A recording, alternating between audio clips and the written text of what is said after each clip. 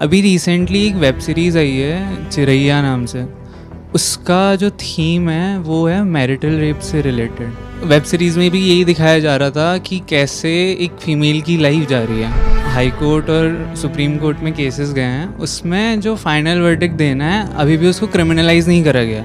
ये बात तो कानून बनाने वाले ही स्पष्ट करे दे रहे हैं ना।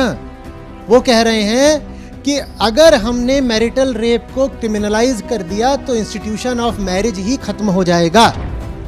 इसका मतलब समझ रहे हो क्या है? आधारित ही है पति द्वारा पत्नी की देह पर स्वामित्व पर।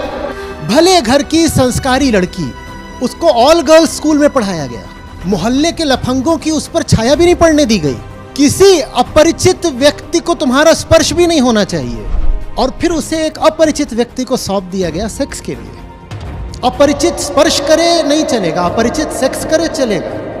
और अगर वो अपरिचित है तो बताओ क्या प्रेम करेगा? अगर संभोग करेगा तो बलात्कारी तो होगा, और क्या होगा? बोलो।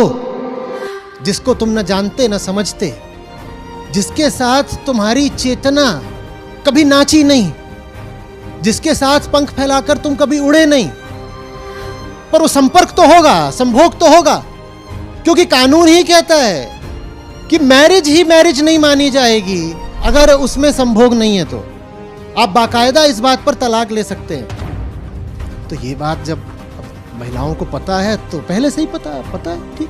अब अगर इतनी साफ बात के बाद भी अगर कोई कहे कि अरे मुझे तो धोखा हो गया, तो धोखा खाने की जिम्मेदार आप खुद हैं।